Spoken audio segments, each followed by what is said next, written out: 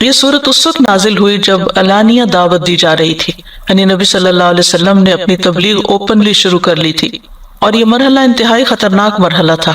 اس میں آپ کو اور آپ کے صحابہ کو جو ایمان لا چکے تھے سختی اور شدت کا سامنا کرنا پڑ رہا تھا۔ بعض لوگ اس میں شرمندہ بھی ہوتے، بعض لوگ ایذا رسانی سے ڈرتے بھی تھے، کیونکہ جو شخص بھی اسلام لاتا اس کو تکلیفیں اور مصیبتیں جو ہے وہ دیکھنی پڑتی تھی۔ یہاں پر جو ہم مصحف کی ترتیب کے اعتبار سے دیکھتے ہیں تو یہ سورت الانعام کے بعد آئی ہے، الاعراف، اور کہا جاتا ہے کہ یہ سورت الانعام کی بھی مزید تفسیر کرتی ہے، یعنی جو مضامین آپ نے سورت الانعام میں پڑھے ہیں ان کو مزید کھول کر بیان کرے گی۔ سورت الانعام میں عقائد کے اصول اور دین کے جو بنیادی قواعد ہیں ان کے بارے میں مختصر گفتگو کی گئی ہے، اور سورت الاعراف میں اس کی تفصیل بیان ہوئی ہے، خاص طور پر انبیاء کے واقعات کے ذریعے وضاحت کی گئی ہے۔ تو سب سے پہلی آیت ہے حروف مقطعات، الف لام میم صاد، جو بہت سی صورتوں کے شروع میں ہے، اور ہم جانتے ہیں کہ سوائے چند ایک کے جب یہ حروف مقطعات آتے ہیں تو اس کے بعد کتاب کا ذکر کیا جاتا ہے، قرآن مجید کا ذکر کیا جاتا ہے۔ ان حروف کے معنی متعین کرنے میں احتیاط سے کام لینا چاہیے، بغیر کسی شرعی دلیل کے ان کے معنی جاننے کی کوشش کرنے کی بجائے خاموشی اختیار کرنا زیادہ بہتر ہے۔ لیکن بہرحال ایک عمومی بات یہ ہے کہ اس میں ان حروف کے ذریعے اہل عرب کو ایک چیلنج کیا گیا تھا کہ قرآن مجید بھی ان حروف پر مشتمل ہے، تو تم اس سے ایسا کوئی کلام بنا کے دکھاؤ جو کہ وہ نہ بنا سکے۔ یہ ایک کتاب ہے اے نبی صلی اللہ علیہ وسلم جو آپ کی طرف نازل کی گئی ہے، لہٰذا اس کی وجہ سے آپ کے سینے میں کوئی تنگی نہ ہو۔ یہ اس لیے نازل کی گئی ہے تاکہ آپ اس کے ذریعے لوگوں کو خبردار کریں اور ایمان لانے والوں کے لیے ایک یاد دہانی ہو۔ کتاب، اس سے پہلے حاذا جو ہے وہ مقدر ہے، یعنی حاذا کتاب، یہ ایک کتاب ہے، یعنی حاذا جو ہے اس کا مبتدا ہے، کتاب اس کی خبر ہے۔ یہ ایک کتاب ہے انزل الیک، جو آپ کی طرف نازل کی گئی ہے۔ یہاں یہ نہیں بتایا گیا اور نہ بتانے کی ضرورت ہے کہ کس کی طرف سے، کیونکہ سب جانتے ہیں کہ یہ کتاب اللہ سبحانہ وتعالیٰ کی طرف سے ہے۔ کچھ صورتوں کے آغاز میں اللہ سبحانہ وتعالیٰ کے نام یا صفات کا ذکر کر کے بتایا گیا کہ یہ کتاب اللہ کی طرف سے ہے، جیسے سورت فصلت کے شروع میں آتا ہے کہ تنزیل من الرحمن الرحیم، کہ یہ کتاب اللہ رحمان رحیم کی طرف سے نازل کی گئی ہے۔ تو انزل الیک، آپ کی طرف نازل کی گئی ہے، اتاری گئی ہے۔ فلا یکن فی صدرک حرج منہ، تو اس کی وجہ سے آپ کے سینے میں کوئی تنگی نہ ہو، حرج نہ ہو۔ حرج کا لفظ اردو میں بھی استعمال ہوتا ہے۔ حرج لغت میں اس گھنی جھاڑی کو کہتے ہیں، یا جھاڑیوں کے مجموعے کو کہتے ہیں کہ جن کے بیچ میں سے گزرنا مشکل ہو، یعنی تنگ جگہ ہو۔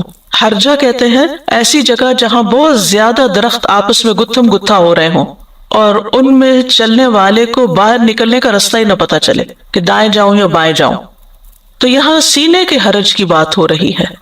سینے کا حرج اس وقت ہوتا ہے جب انسان کے اوپر مختلف خیالات کی الغار ہو جاتی ہے، یعنی جیسے درخت گتھم گتھا ہوتا ہے نا، تو اسی طرح دل پر بھی مختلف خیالات آتے ہیں، کہ ادھر سے آتا ہے، کہ ادھر سے آتا ہے۔ آپ ایک بات سوچتے ہیں، پھر اس کا اپوزٹ سوچتے ہیں، پھر کبھی کسی کی بات کان میں آتی ہے، کبھی کسی کا خیال آتا ہے، کبھی کچھ، تو انسان ایک ایسی سٹیٹ میں ہوتا ہے کہ ایسے کنفیوژن میں ہوتا ہے کہ اس کے لیے کوئی ڈیسیژن لینا مشکل ہو جاتا ہے، یا اس کے اوپر ایک پریشر ہوتا ہے، ایک دباؤ ہوتا ہے۔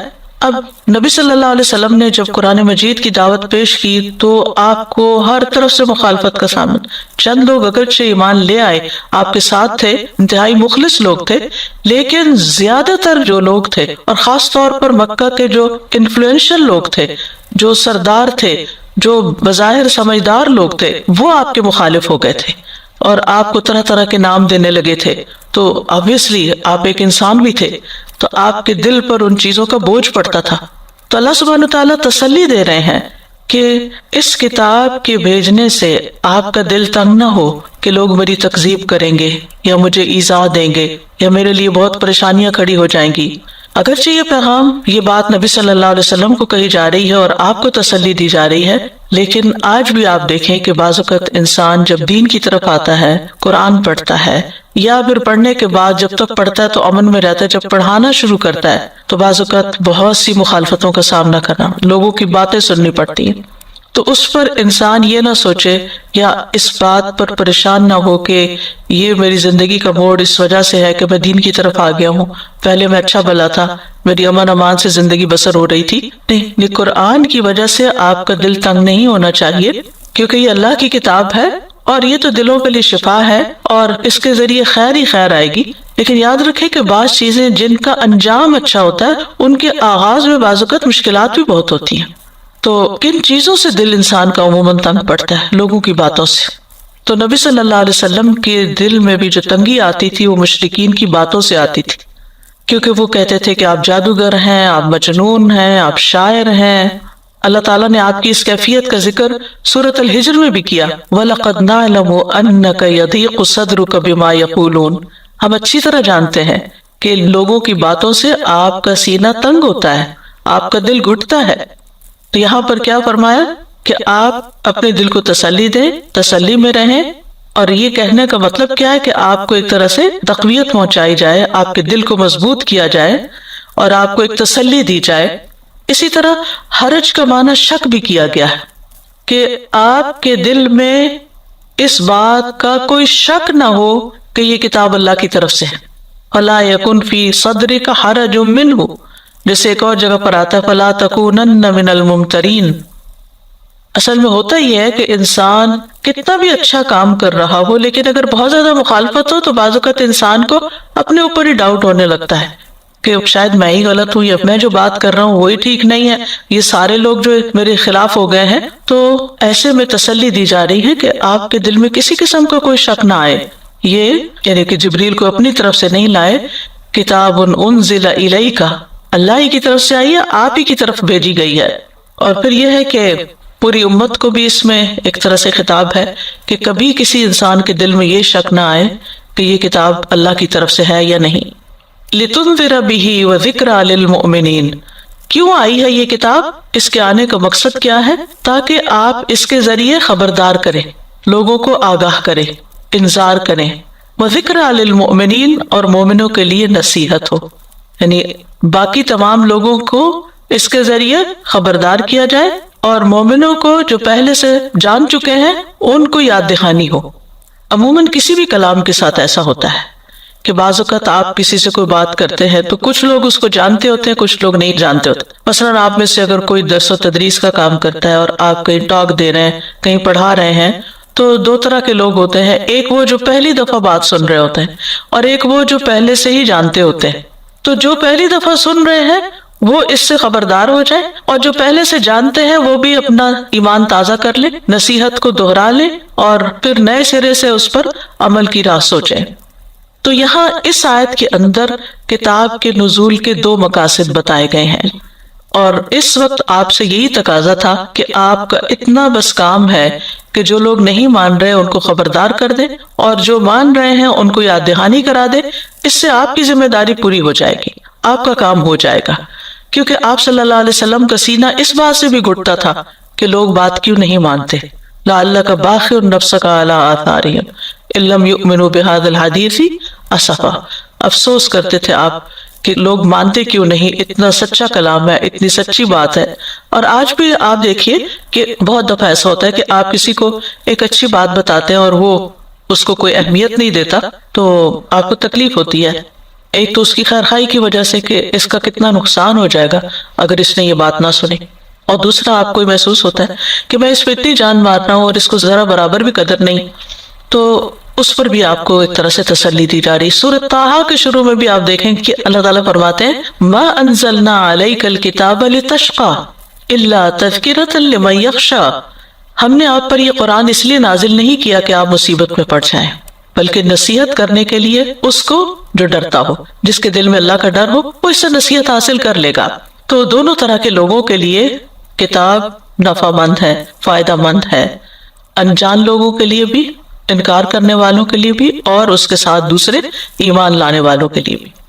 جی استاذہ جی، یہ خیال آ رہا تھا کہ یہ فلا یکن فی صدرک حرج منہ، جیسے آپ نے کہا کہ ابتدا میں ہو سکتا ہے کوئی چیز چیلنجنگ اور ڈیفیکلٹ ہو، لیکن اپنے نتیجے کے اعتبار سے جیسے قرآن کریم کے جو احکام آ رہے تھے اس کے لحاظ سے بھی مکی زندگی میں آپ نے پریویسلی بتایا تھا کہ ود ان فیملیز ظاہر ہے کہ لوگ ایمان اور کفر کی وجہ سے ایک طرح سے الگ ہو گئے تھے، اور یہ پورا ایک معاشرے میں پورا پروپیگنڈا بن گیا تھا کہ اس نئے دین اور اس کتاب اور اس کی وجہ سے گھر گھر پھوٹ پڑ گئی ہے، تو ظاہر ہے لوگوں کے سینے تنگ ہوں گے. اور اسی طرح آج بھی کسی بھی جگہ پر پروپیگنڈا جب شروع ہوتا ہے تو بہت سے لوگ متاثر ہیں. ہم اپنے آپ کو دیکھیں کہ بعض اوقات آپ کی کوئی نیوز سنتے ہیں، کوئی چیز دیکھتے ہیں تو آپ ایک دم پریشان ہو جاتے ہیں اور سمجھتے ہیں کہ سنانے والا جو کچھ کہہ رہا ہے یہ بالکل صحیح ہے، لیکن کچھ عرصے کے بعد پتہ چلتا ہے کہ وہ تو بالکل جھوٹی بات تھی.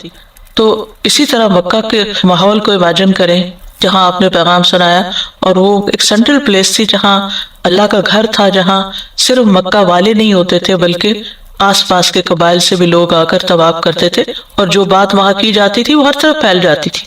تو جتنی جلدی بات جہاں پھیلتی ہے اتنی ہی پھر مخالفت بھی جلدی شروع ہو جاتی. تو ایسے میں ہم سب کے لیے بھی اس میں بہت بڑی تسلی ہے کہ اگر ہم کسی کو بھی دین کی کوئی بات بتائیں اور وہ نہ مانے یا ہماری نصیحت کو قبول نہ کرے تو اللہ پہ بھروسہ کریں اور اپنا کام کرتے جائیں، لیکن اپنے آپ کو نہ گلائیں، کیونکہ زیادہ پریشان رہنے سے اور زیادہ دکھی رہنے سے انسان کمزور ہو جاتا ہے. جب انسان زیادہ غم اور پریشانی اپنے سینے پہ لیتا ہے تو کمزور ہو جاتا ہے، اور جب آپ کمزور ہو جاتے ہیں تو پھر اتنے بڑے بڑے کام نہیں کر سکتے. اس کے لیے اپنے امور کو اللہ کے سپرد کرنا پڑتا ہے، اور اللہ سبحانہ تعالیٰ کے ساتھ انسان کا اگر تعلق مضبوط ہو جاتا ہے تو جتنا تعلق مضبوط ہوگا اتنے ہی آپ خود مضبوط ہو جائیں گے، اور آپ کے اندر اتنی قوت آ جائے گی کہ آپ خیر کی بات کو عام کر سکیں. پیروی کرو اس کی جو تمہاری طرف تمہارے رب کی طرف سے نازل کیا گیا ہے، اور اس کے علاوہ دوسرے سرپرستوں کی پیروی نہ کرو، بہت کم تم نصیحت پکڑتے ہو. اتبعوا، پیروی کرو، فالو کرو، کس چیز کی؟ ما انزل الیکم، جو تمہاری طرف اتارا گیا ہے. کیا اتارا گیا ہے؟ قرآن، اور قرآن کے علاوہ جو سنت آپ کو دی گئی تھی. من ربکم، یہ دونوں چیزیں تمہارے رب کی طرف سے ہیں. مطلب یہ ہے کہ تمہیں جو علم دیا جا رہا ہے پروفٹ کے تھرو، تم اس کو فالو کرو، اپنی زندگیوں کو اس کے مطابق بدلو. تو اس سے یہ بات پتہ چلتی ہے کہ جہاں قرآن و سنت کا کوئی حکم آ جائے تو اس کو پرائرٹی دینی چاہیے، اور باقی لوگوں کی باتیں اور باقی لوگوں کے مشورے جو ہیں وہ سیکنڈری ہیں. چاہے کوئی کتنا بڑا اسکالر ہو، کتنا بڑا ادیب ہو، شاعر ہو، کوئی بھی ہو، اس کی پھر وہ اہمیت نہیں رہتی. تو ہمیشہ یہ دیکھنا چاہیے کہ کسی چیز کے بارے میں ہمارے رب کا حکم کیا ہے اور نبی صلی اللہ علیہ وسلم نے اس میں کیا کیا.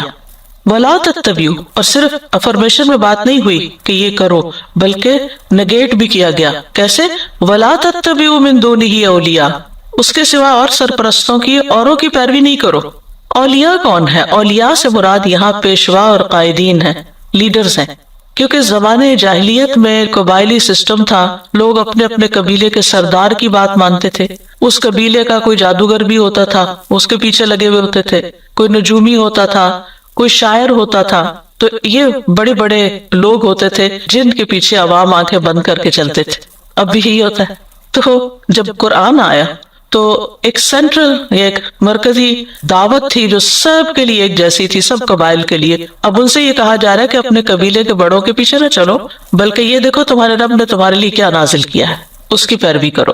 تو واضح سی بات ہے کہ جو حکم، جو ارشاد اللہ سبحانہ تعالیٰ کی طرف سے نازل شدہ ہو اور نبی صلی اللہ علیہ وسلم کے ذریعے ہم تک پہنچا ہو، ہمارے لیے یہی لازم ہے کہ ہم اس کی پیروی کریں.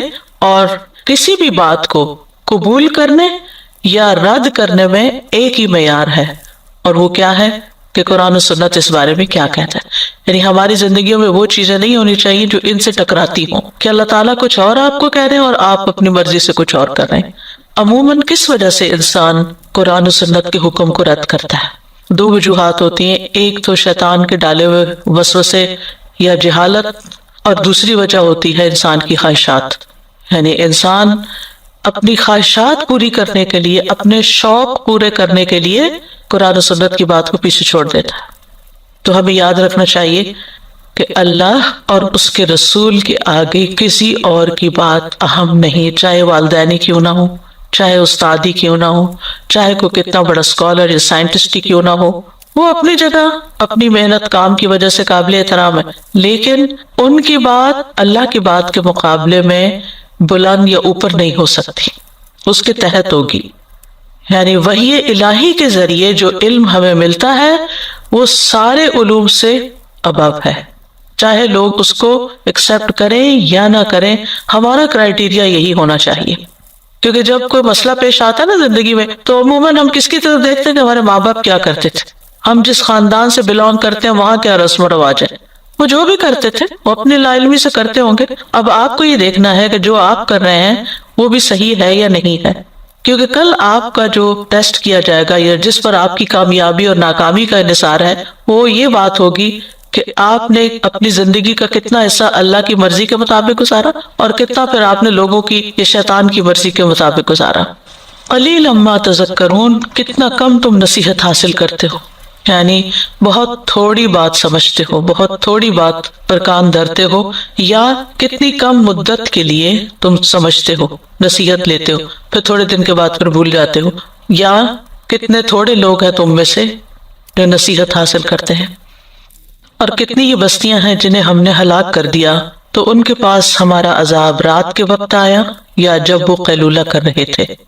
یعنی جو لوگ اللہ کی کتاب کے مطابق، اللہ تعالیٰ کے حکم کے مطابق، وحی کے مطابق زندگی نہیں گزارتے، اس کی اتباع نہیں کرتے، انہیں ایک طرح سے دھمکی دی گئی ہے کہ دیکھو تم سے پہلے، اور چونکہ مکی صورت ہے نا، خطاب ڈائریکٹ مکہ والوں سے ہے اور اس کے بعد باقی لوگوں سے، کہ دیکھو ان لوگوں کے حال سے سبق پکڑو کہ تم سے پہلے بہت سی بستیوں والے، کم من قریہ کا، امہ نہیں کہا قریہ، کیونکہ ام القرا تھی نا مکہ، تو کتنی یہ بستیاں تمہارے آس پاس ایسی ہیں کہ جن کے رہنے والوں نے ہمارے رسولوں کی بات نہیں مانی، ان کی مخالفت کی، ان کی تکذیب کی، تو پھر ہمارا عذاب آ گیا. عذاب کیسے آیا کہ اہلکناہا، ہم نے ان کو ہلاک کر ڈالا، فجاءہا بأسنا بیاتن، ہمارا عذاب ان کے پاس رات کے وقت آیا، جب اندھیرا تھا، کچھ نظر بھی نہیں آ رہا تھا. پہلے زمانے میں بجلی تو نہیں تھی نا، تو اگر بادلوں والی رات ہے تو کچھ سجائی نہیں دیتا تھا باہر گلیوں بازاروں میں کیا ہو رہا ہے، تو لوگ اس طرح کی محفلیں نہیں جما کے بیٹھتے تھے جیسے اب رات کو لوگوں نے دن بنا لیا ہے. تو رات میں لوگ سوئے پڑے ہیں، بے خبر ہیں، بے ہوش ہیں، اور اتنے میں آفت ٹوٹ پڑی. او ہم قائلون، یا وہ قیلولہ کر رہے تھے، دوپہر کے وقت آرام کر رہے تھے. اگر آپ میں سے کوئی مڈل ایسٹ میں رہا ہو تو آپ نے دیکھا ہوگا کہ گرمیوں کے دنوں میں دوپہر کا وقت کتنا شدید ہوتا ہے اور گلیوں بازاروں میں کتنا سناٹا ہوتا ہے. اب تو پھر چونکہ اے سی والی کاریں اور بہت کچھ انتظام ہو گیا تو لوگ اس وقت میں بھی نکل جاتے ہیں، لیکن عمومی طور پر جو صورتحال تھی اور بہت پہلے کی اگر دیکھی جائے تو دوپہر کے وقت لوگ گھروں میں ٹکتے تھے اور آرام کرتے تھے، سوتے بھی تھے. یعنی دوپہر کا مجھے تو اچھی طرح یاد ہے کہ بچپن میں ہمیں زبردستی دوپہر کو سلایا جاتا تھا، ہماری مرضی ہو یا نہ ہو سب کچھ بند کر کے لٹا دیا جاتا تھا، اور ہمارا تھوڑی دیر کے بعد اٹھ کے دیکھتے تھے کہ اگر امی ابا سو گئے تو ہم نکل بھاگے. تو اب یہ ٹرینڈ بھی ختم ہو گیا ہے، اب نہ دن کا پتہ ہے نہ رات کا پتہ ہے، اور ہم نے اپنی زندگی کو خود ہی میس اپ کر لیا. تو بہرحال ان دو اوقات کا یہاں ذکر کیا گیا کہ یہ دو اوقات آرام کے ذکر ہوتے ہیں جس میں لوگ بے خبر ہوتے ہیں. تو بے خبری کے عالم میں ان پر عذاب آیا، اور پھر کیا ہوا کہ ہر چیز ان کی ختم ہو گئی، تباہ ہو گئی، اور اب اس کے بعد ان کی بستیاں جو ہیں وہ ویران پڑی ہیں. سورۃ الحج میں آتا ہے فَكَأَيٍّ مِّن قَرْيَةٍ أَهْلَكْنَاهَا وَهِيَ ظَالِمَةٌ فَهِيَ خَاوِيَةٌ عَلَى عُرُوشِهَا وَبِئْرٍ مُّعَطَّلَةٍ وَقَصْرٍ مَّشِيدٍ. تو کتنی ہی بستیاں ہیں جنہیں ہم نے ہلاک کر دیا جبکہ وہ ظالم تھی، تو وہ اپنی چھتوں پہ اوندھی گری پڑی ہیں، اور کتنے ہی کنویں بیکار اور پختہ محل ویران پڑے ہیں. یعنی پھر وہاں کوئی رہا بسا ہی نہیں، ایک نحوست چھا گئی. فجاءہا بأسنا بیاتن او ہم قائلون، تو ان پر ہمارا عذاب رات یا دن کے وقت آیا. اس سے یہ پتہ چلتا ہے کہ اللہ کا عذاب کسی بھی بستی پر اللہ کی ناراضگی کی وجہ سے کسی بھی وقت آ سکتا ہے. یعنی انسان کو کبھی بھی بے خوف نہیں ہونا چاہیے. سورۃ ملک آپ رات کو پڑھتے ہوں گے، اس میں ایک آیت آتی ہے اَأَمِنْتُم مَّن فِی السَّمَاءِ ان یخسف بکم الارض فاذا ہی تمور، کیا تم اس سے بے خوف ہو گئے ہو کہ وہ جو آسمان میں ہے وہ تمہیں زمین میں دھسا دے. اسی طرح اور جگہوں پر بھی اس چیز کا ذکر آتا ہے کہ انسان کو اللہ کی پکڑ سے ڈرتے رہنا چاہیے، اپنی انڈیویجول لائف میں بھی اور کلیکٹیولی بھی. اسی لیے رات کو سوئیں تو ہمیشہ دعائیں پڑھ کے سوئیں، اللہ کا ذکر کر کے سوئیں. نہیں پتہ دوبارہ اٹھیں گے یا نہیں، اور اٹھیں گے تو کس حال میں اٹھیں گے اور کیا ہوگا. اسی طرح دعاؤں میں خاص طور پر جو عافیت کی دعا ہے نبی صلی اللہ علیہ وسلم کو بہت پسند تھی، اس میں آتا ہے نا اللہم احفظنی من بین یدی اے اللہ میری حفاظت فرما میرے آگے سے بھی، ومن خلفی اور میرے پیچھے سے، وعن یمینی میری دائیں جانب سے، وعن شمالی اور میری بائیں جانب سے، ومن فوقی اور میرے اوپر سے، واعوذ بعظمتک ان اغتال من تحتی اور میں تیری عظمت کی پناہ لیتا ہوں اس بات سے کہ میں نیچے کی طرف سے ہلاک کر دیا جاؤں، یعنی زمین میں سنک نہ ہو جاؤں، کیونکہ یہ سارے عذاب آ چکے ہیں مختلف قوموں پر۔ تو انسان کو اس بات سے ڈرنا چاہیے کہ اللہ کی نافرمانی کرنے سے کہیں کوئی پکڑ نہ آ جائے۔ اسی طرح ہم سب کو ناگہانی آفتوں سے بھی پناہ مانگنی چاہیے۔ اللہم انی اعوذ بک من زوال نعمتک وتحول عافیتک وفجاءۃ نقمتک وجمیع سخطک۔ اے اللہ میں تیری پناہ لیتا ہوں اس بات سے کہ تیری دی ہوئی کوئی بھی نعمت مجھ سے چھن جائے، یعنی جو تو نے دے رکھا ہے اس کو باقی رکھنا، اس کا زوال نہ ہو، اور تیری دی ہوئی عافیت پلٹ جائے یا کوئی ناگہانی عذاب آ جائے، اور میں تیرے تمام غصے یعنی ناراضگیوں سے تیری پناہ چاہتا ہوں۔ پھر اسی طرح رسول اللہ صلی اللہ علیہ وسلم فرماتے تھے ہوا اللہ کی رحمت میں سے ہے، ہوا آتی ہے، بادل آتے ہیں، بارش ہوتی ہے۔ تو جو سننے والے راوی ہیں انہوں نے کہا کہ اللہ کی یہ روح کبھی رحمت لاتی ہے کبھی عذاب لے آتی ہے، جب تم اسے دیکھو تو برا مت کہو بلکہ اللہ سے خیر کا سوال کرو اور اس کے شر سے پناہ مانگو۔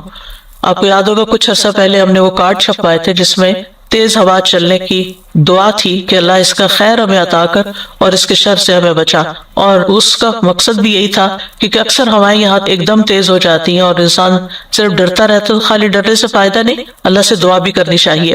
اور خاص طور پر جو غفلت کے وقت ہوتے ہیں نا، اس میں بھی انسان کو رک کے بیچ میں اللہ کو یاد کرنا چاہیے۔ یعنی بعض اوقات ایسا ہوتا ہے کہ ہم کسی مجلس میں بیٹھے ہوتے ہیں، سب گپ شپ کر رہے ہیں، ہنسی مذاق ہو رہا ہے، خوش ہو رہے ہیں، ہنس رہے ہیں، اس میں بھی پوری طرح غافل نہ ہو، پھر اپنے آپ کو روکے اور اللہ کا ذکر کرے، کوئی چاہے دل میں کرے یا زبان سے کرے یا سوچیں یا غور کریں، کیونکہ بہت دفعہ جو مشکلات آ جاتی ہیں، بعض اوقات لوگ روڈ پہ جا رہے ہوتے ہیں، اچانک کوئی حادثہ پیش آ جاتا ہے، کوئی زلزلہ آ جاتا ہے، کچھ ہو جاتا ہے، یو نیور نو کہ کل کیا ہو جائے گا۔ جب ان کے پاس ہمارا عذاب آیا تو ان کی پکار اس کے سوا کچھ نہ تھی کہ وہ کہنے لگے کہ بے شک ہم ہی ظالم تھے۔ یعنی جب مصیبت آئی تو اپنی غلطی بھی یاد آ گئی، پہلے اپنی غلطی ماننے کو تیار نہیں تھے، پھر اعتراف کر لیا کہ واقعی ہم نے اپنے اوپر ظلم کیا اور ہم عذاب کے مستحق ہیں، لیکن اس وقت اعتراف کیسے کام آ سکتا ہے؟ فما کان دعواہم، تو نہ تھی ان کی پکار، نہ تھی ان کی بات، ان کی عاجزی انکساری، اذ جاءہم بأسنا، جب ان کے پاس ہمارا عذاب آ گیا تو پھر وہ اپنے اولیاء کو، جھوٹے معبودوں کو، سب کو بھول گئے جن کو وہ پکارتے تھے اس سے پہلے، پھر صرف اللہ ہی کو پکارنے لگے۔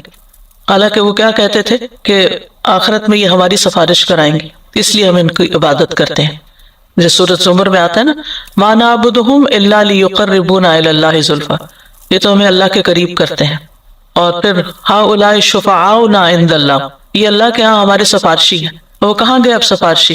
تو ان کو سب سفارشی بھول گئے، اب ان کو صرف ایک ہی بات یاد رہی، کیا؟ کہ انا کنا ظالمین، ہم غلط تھے، وی ور رانگ ڈوئرس، ہم ظالم تھے، الا ان قالوا، تو ان کا ظلم کیا تھا؟ ان کی سرکشی، پیغمبروں کی بات نہ ماننا، تکبر کا شکار ہونا، پیغمبروں کو یا دین کی بات کو حقیر سمجھنا اور نصیحت پہ کان نہ دھرنا، دنیا میں غافل ہونا۔ تو یہ بات فرشور ہر شخص کو یاد رکھنی چاہیے کہ جب اللہ کی پکڑ آ جاتی ہے نا، جیسے کل ہم نے پڑھا تھا کہ جب جان نکلنے کا وقت آتا ہے تو پھر توبہ قبول نہیں ہوتی، تو ایسے ہی جب کسی قوم پہ عذاب آتا ہے یا سامنے نظر آ رہا ہوتا ہے کہ اب تو میرے بچنے کی کوئی امید نہیں، اس وقت انسان کہتا ہے کہ میں نے غلط کیا، مجھے معاف کر دے یا رب، پھر معافی کا وقت نکل چکا ہوتا ہے۔ ہاں اگر کوئی شخص پہلے سے اچھے کام کر رہا ہے، اللہ سے ڈر رہا ہے، اللہ پر ایمان رکھتا ہے، نیک کام کرتا ہے اور مرتے وقت لا الہ الا اللہ بھی پڑھتا ہے، آخری کلام، تو آپ سوچیں آخری کلام اسی وقت ہوگا نا جب فرشتے نظر آئیں گے، یعنی بالکل جانے کا ہی وقت قریب ہوگا، تو وہ جب لا الہ الا اللہ پڑھتا ہے تو اس پر جنت ہے۔ لیکن ظالم لوگ آخری وقت میں اگر لا الہ الا انت سبحانک انی کنت من الظالمین پڑھیں تو وہ فائدہ نہ دے گا۔ ہاں زندگی میں اگر توبہ کرتے ہیں، استغفار کرتے ہیں تو اس سے فائدہ ہو سکتا ہے۔ اللہ تبارک و تعالیٰ نے سورۃ الاعراف کی آیت نمبر 31 میں فرمایا کہ وَكُلُوا وَاشْرَبُوا، فرمایا اور کھاؤ اور پیو، وَلَا تُسْرِفُوا، حد سے نہ بڑھو، اسراف نہ کرو، فضول خرچی نہ کرو، اس لیے کہ إِنَّهُ لَا يُحِبُّ الْمُسْرِفِينَ، اللہ اسراف کرنے والوں کو پسند نہیں کرتا۔ بنو عامر ایک قبیلہ تھا، حج کے لیے آیا کرتا تھا۔ دور جاہلیت میں بھی لوگ حج کرتے تھے، اگرچہ اپنی طریقوں پر کرتے تھے۔ تو قبیلے کے لوگ حج کے لیے آتے تو وہ بہت کم کھانا کھاتے، جب حج پہ آتے بہت تھوڑا، گوشت اور چکنائی تو بالکل استعمال ہی نہیں کرتے تھے۔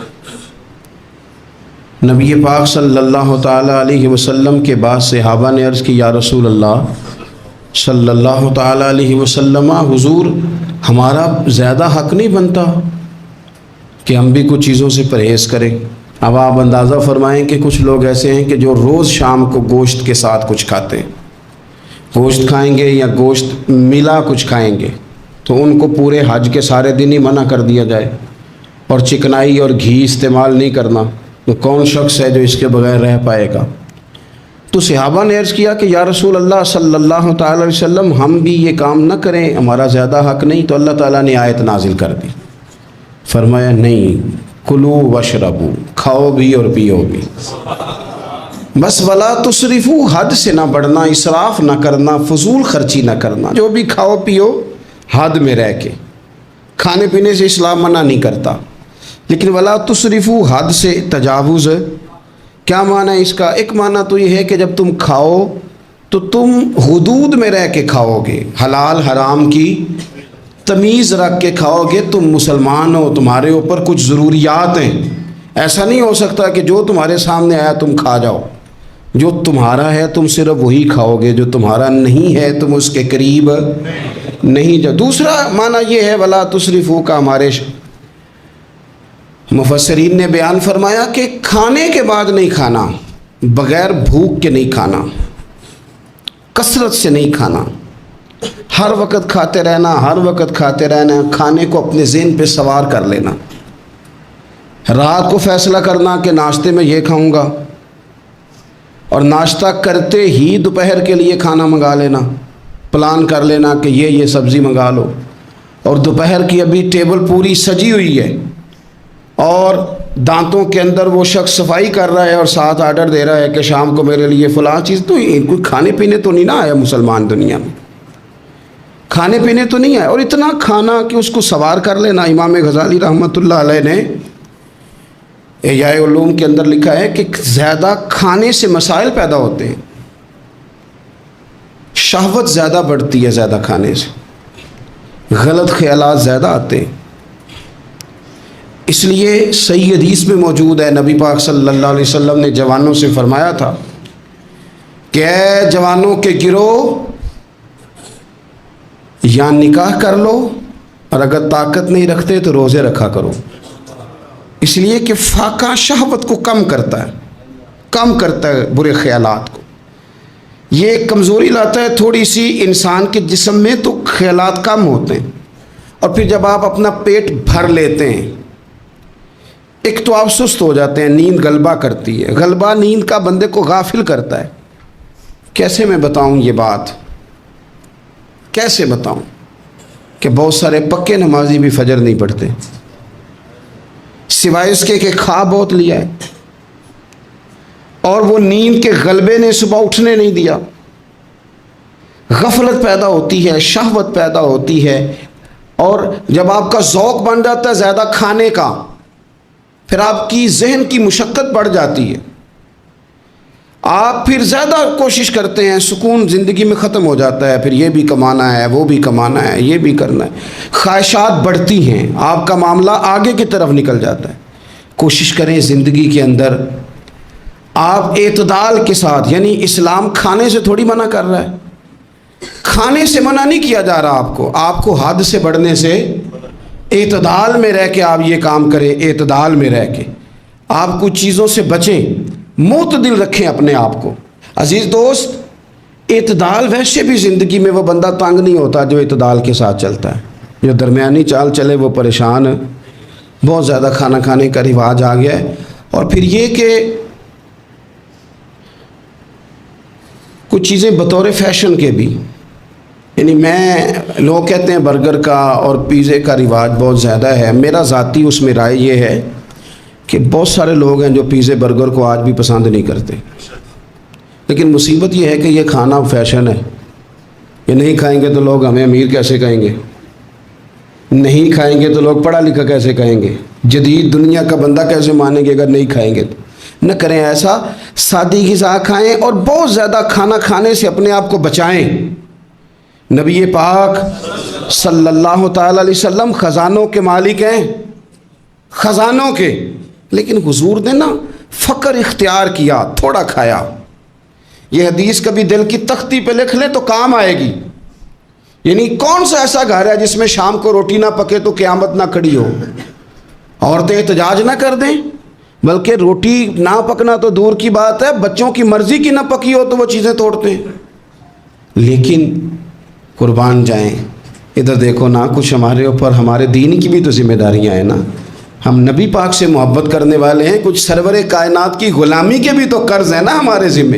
میرے نبی پاک صلی اللہ علیہ وسلم کی پیاری زوجہ ام المومنین عائشہ صدیقہ رضی اللہ تعالیٰ عنہ فرماتی ہیں، مدینہ شریف آنے سے لے کر حضور کے وصال ظاہری تک کبھی ایسا نہیں ہوا کہ ہم نے 3 دن تک مسلسل پیٹ بھر کے گندم کی روٹی کھائی ہو۔ 10 سالوں میں کبھی ایسا۔ یہ بھی تو دین ہے نا، یہ بھی تو بھائی دین ہے کہ صرف نعرے لگانا ہی دین ہے، کہ صرف یہ کہنا ہی دین ہے کہ جناب میٹھا کھا لو، کھانے کے درمیان سنت ہے، مسواک کر لو سنت ہے۔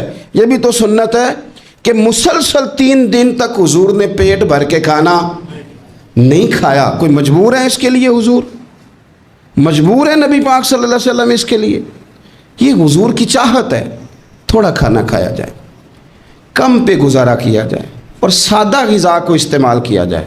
کوئی کام نہیں کر پاتے ہمارے بچے، روٹی کھاتے ہیں مرضی کی، ثقیل غذا کھاتے ہیں جو ہضم مشکل سے ہوتا ہے، اور پھر کھاتے ہی فوراً موبائل لے کے وہ لیٹ جاتے ہیں۔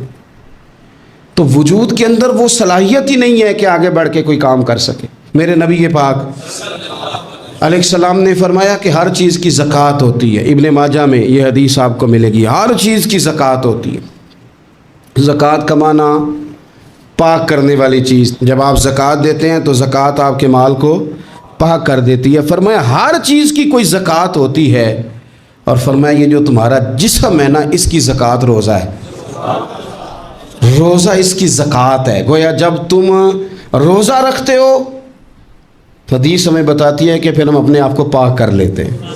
یہ بھوک وجود کو پاک کرتی ہے، آپ کے ذہن کو۔ یہ جس بندے میں بڑی صلاحیت ہے نا کام کرنے کی، وہ روٹی بہت زیادہ کھاتا ہے تو پردہ پڑ جاتا ہے، کر ہی نہیں پاتے کچھ۔ اور کھانے کے معاملے میں دیکھتا ہوں کہ شدت، میرا خیال ہے کہ شادی کے ولیمے میں جو گوشت پکتا ہے اس کے علاوہ بھی تو گوشت ہمیں ملتا ہی ہے نا، لیکن بعض لوگوں کو دیکھا جاتا ہے کہ وہ اتنا سالن ڈال لیتے ہیں کہ شاید ان کا خیال ہوتا ہے کہ آخری روٹی ہے، راج کے کھا لیں، اس کے بعد شاید چھٹی ہے تیری۔ بھئی آپ کیا کر رہے ہیں؟ اتنا کھا سکتے ہیں آپ جتنا آپ نے ڈال لیا ہے؟ اور پھر سنجیدہ قسم کے لوگ ہیں، سیانے لوگ، تو وہ کھانے پہ اس طرح مطلب اٹھ کے بھاگنا۔ بھئی جو چیز نصیب میں ہوتی ہے وہ تو چل کے بھی آ جاتی ہے، وہ تو اسباب اللہ بنا دیتا ہے، لیکن اپنی طبیعت کا ماحول یہ بنا لینا کہ کھانا ہی کھانا ہے، اور کھانے کے معاملے میں شکایتیں کرنا کہ مجھے جناب دیکھو فلاں آدمی کے میں گھر گیا تھا تو بوٹیاں کس طرح کی دے گیا ہے۔ کئی دفعہ تھوڑی سی نا بات سن کے تو بندے کا قد دیکھ کے شرم آتی ہے کہ کتنا تو بڑا آدمی ہے اور تو نے کتنی چھوٹی بات کر دی ہے، تو کیا عجیب بات کر رہا ہے۔ تو نبی پاک صلی اللہ تعالی علیہ وسلم اعتدال کے ساتھ کھانا کھاتے، فقر کو پسند کرتے۔ میرے نبی کریم صلی اللہ تعالی علیہ وسلم نے کم کھانا کھانا مومن کی علامت قرار دیا۔ حضور صلی اللہ تعالی علیہ وسلم فرماتے ہیں مومن ایک آنت سے کھاتا ہے، ایک آنت سے مومن کھاتا ہے، اور کافر اور منافق 7 آنتوں سے کھاتا ہے۔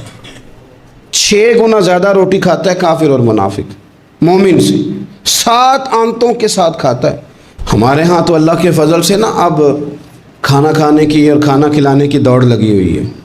یعنی عجیب فلسفہ ہے لوگوں کا کہ 4-5 نوجوان ہیں تو کہتے ہیں آج دعوت تیری طرف ہے اور کل دعوت میری طرف، اور پرسوں اس کی جانب ہے اور ترسوں اس کی جانب ہے۔ اور لوگ اس قدر زیادہ یہ دعوت کا شوق رکھتے ہیں، اتنا زیادہ، مثلا میرے ساتھ لوگ بڑا پیار کرتے ہیں لیکن صرف دعوت دیتے ہیں کھانے کی، تو میں کہتا ہوں آپ دعوت دینے کی بجائے ہماری دعوت قبول کیوں نہیں کرتے؟ ہم آپ کو دین کی دعوت دے رہے ہیں، وہ والی قبول کریں نا، روٹی کھا لیں جی، آ جائیں کھانا کھا لیں۔ تو میں کہتا ہوں اور بھی کم ہے زمانے میں لنگر کے سوا، روٹی کے علاوہ بھی بڑے کام ہیں جو کرنے والے ہیں۔ تو آپ اعتدال کے ساتھ کھانا کھائیں، ضرور کھائیں، جو نعمتیں آپ کے پاس ہیں ان سے آپ لطف ضرور حاصل کریں، لیکن اعتدال کے ساتھ۔ اور پھر آپ کو پتہ ہے جب آپ بے تحاشا کھانا کھاتے ہیں نا، اس کا نقصان یہ ہوتا ہے کہ پھر انسان، میں نے دیکھا ہے جب بندے مالدار ہو جاتے ہیں نا یا سہولیات ان کو مل جاتی ہیں تو انہیں غریبوں کا دکھ ختم ہو جاتا ہے۔ اکثر امیر آدمی کے دوست بھی امیر ہوتے ہیں، پھر وہ کہتے ہیں کہاں غربت ہے پیر صاحب؟ کس نے کہا آپ کو؟ کس نے کہا آپ کو کہ لوگوں کو کپڑا نہیں ملتا؟ سارے لوگ ٹھیک ہیں، کیوں بھلا؟ اس لیے کہ وہ امیر تھا تو اب دوستی بھی امیروں کے ساتھ ہو گئی۔ پھر نہ کچے مکان نظر آنے بند ہو جاتے، پھر چوک میں دیہڑی کے لیے کھڑے مزدور نظر آنے بند ہو جاتے ہیں، پھر ہسپتال میں کبھی جاؤ نا، میں نے یہ نظام دیکھا ہے کہ ایسے نوجوان بھی ہیں جو میڈیکل سٹور والے سے کہہ رہے ہوتے ہیں کہ شناختی کارڈ رکھ لے، اماں کے لیے مجھے گولیاں جلدی دے دے، میرا بھائی آتا ہے تو تجھے پیسے دیتا ہے۔ یہ لوگ بھول جاتے ہیں نا، اس لیے کہ ہم تو اب چیزیں جو ہیں وہ ہوم ڈیلیوری پہ لے رہے ہیں، پیسے ہی بڑا ہے۔ ہمیں کب یاد رہے گا کہ کوئی بھوکا ہے؟ ہمیں کب یاد رہے گا؟ لیکن یہ تب ہے جب آپ کبھی بھوکا رہنا سیکھے، آپ کی طبیعت میں ہو۔ میرے رسول پاک علیہ السلام نے فقر اختیار کیا تاکہ پتہ چلے غریب کی بھوک کی تکلیف کیا ہے۔ دیکھو حضرت یوسف علیہ نبینا علیہ السلام کے بارے میں امام غزالی نے لکھا ہے کہ جناب یوسف علیہ السلام نے تو غلہ جمع کر لیا تھا مصر میں، آپ نے خواب دیکھی تھی تو غلہ آپ نے جمع کر لیا، باقی سب علاقوں میں فاقہ تھا، غربت تھی، قحط تھا۔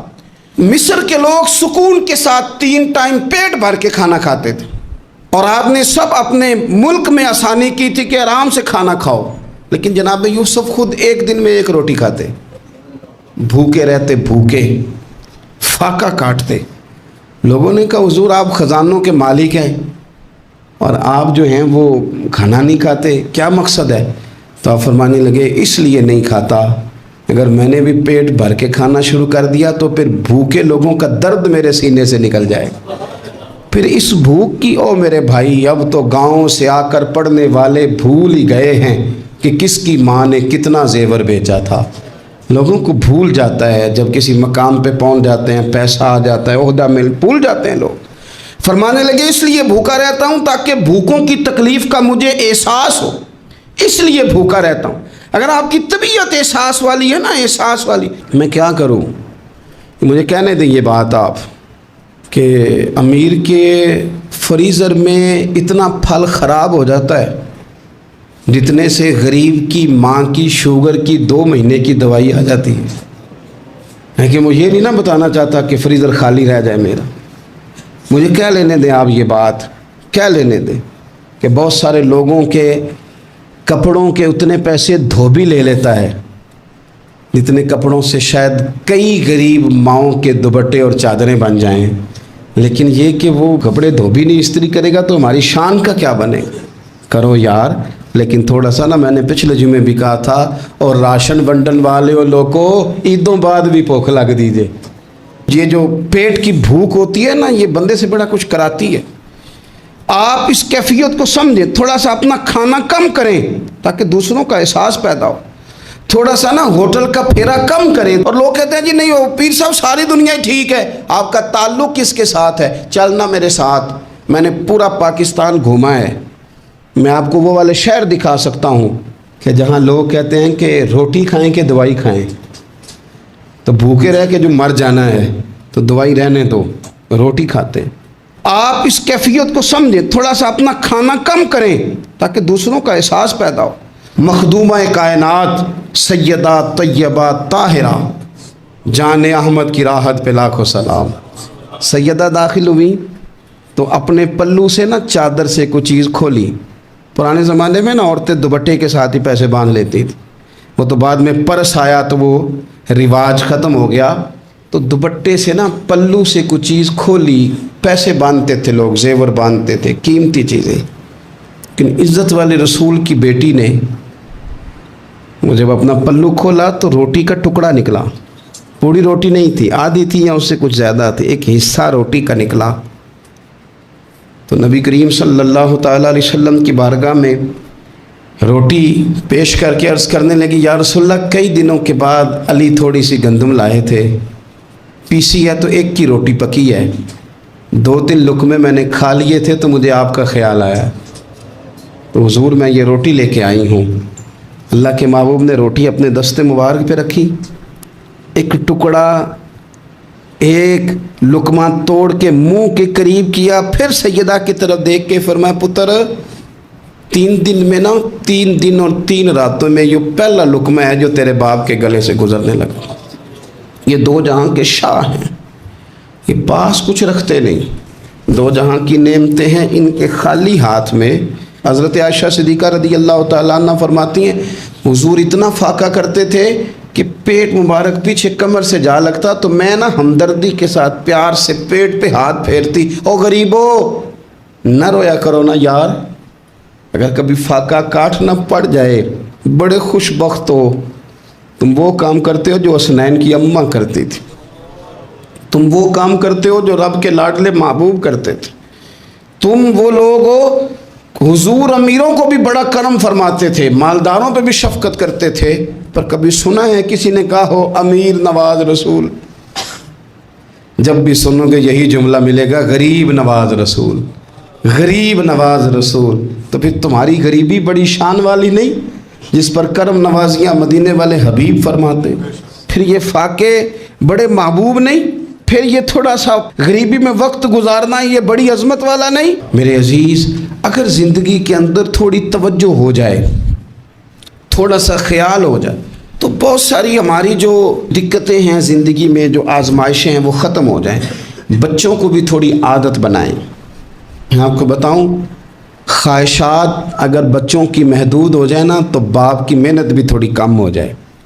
हमारे ना ख्वाहिशात की वुस्सत ने हमारे वालिदैन को थका दिया है, हमारी ख्वाहिशात की वुस्सत ने बाप को ओवर टाइम लगाने पे मजबूर किया है, हमारी ख्वाहिशात की वुस्सत ने। कई बाप हैं जिनका अब दिल करता है कि परदेश से वापस आ जाऊं, जिनका दिल करता है कि अब पता नहीं है ज़िंदगी का तो मैं लौट आऊं। काश बेटे अपनी ख्वाहिशात कम कर दें, काश बच्चे अपनी ख्वाहिशात थोड़ी महदूद करें, थोड़े पे गुजारा सीखें, ताकि हमारे बहुत सारे प्रदेश में रहने वाले लौट आएँ देश में, अपनों के साथ आके वो रहें, वो अपनों के जनाजे पढ़े, वो अपनों की फातिहा में शरीक हों, वो अपनों के दुख सुख देखें। ख्वाहिशात की वुस्सत, बहुत खाने का शौक़, अनवाओ इकसाम के कपड़े, लेकिन लोगों की जवानियाँ परदेश खा गया और उनकी दौलतें ख्वाहिशात खा गई। काश वालिद भी अपने बच्चों को ये समझाने में कामयाब हो जाए कि थोड़े पे गुजारा करना, इससे इंसान वुस्सत पकड़ लेता है, बड़ा हो जाता है। हम दूर निकल गए हैं। नबी पाक सल्लल्लाहु ताला अलैहि वसल्लम ने फरमाया, इमाम बहकी हदीस लाए हैं, हज़रत अबू उमामा बाहिली रदी अल्लाह ताला अन्हु हदीस के रावी हैं। हुजूर फरमाते हैं, मेरा दिल करता है कि एक दिन मैं सैर होके खाऊं और एक दिन भूखा रहूं, मेरा दिल करता है। और हुजूर फरमाते हैं, मेरा दिल करता है कि जिस दिन मैं भूखा रहूं उस दिन मैं सब्र करूं और अपने रब की बारगाह में आजिज़ी करूं, और जिस दिन मैं पेट भर के खाऊं उस दिन मैं अपने रब का शुक्र अदा करूं।